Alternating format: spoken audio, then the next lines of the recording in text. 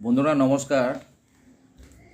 আমার কাছে একটা টিউবলাইট আছে। টিউবলাইটটা আমি দেখাচ্ছি। টিউবলাইটটা যে স্ট্রিপ আছে এখান থেকে স্ট্রিপটা বার করে নিয়েছি।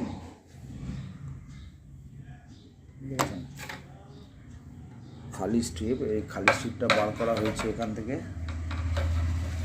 তো এই টিউবলাইটটা কি হয়েছে এবার দেখব।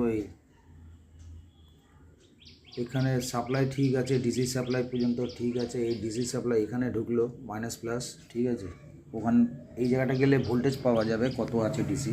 ভোল্টেজ ঠিকই আছে আশা করি। এই মধ্যখানে লাইনটা জ্বলছে না, এই মধ্যখানে লাইনটা জ্বলছে না। এই লাইনটাকে আমি দেখছি যে কি প্রবলেম আছে।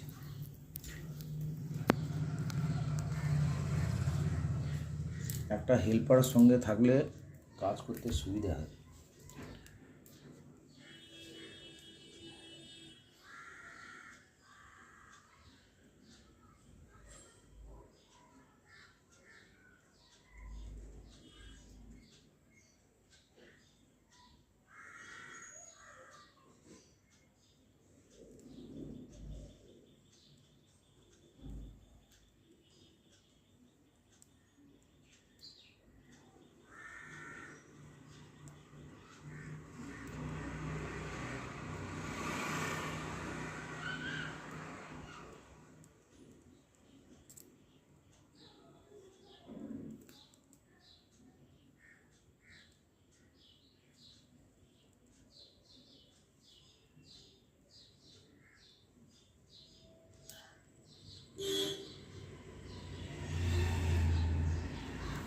বন্ধুরা মনে হচ্ছে এখান থেকে এতটা লাইনে অনেক কটা এলইডি কাটা,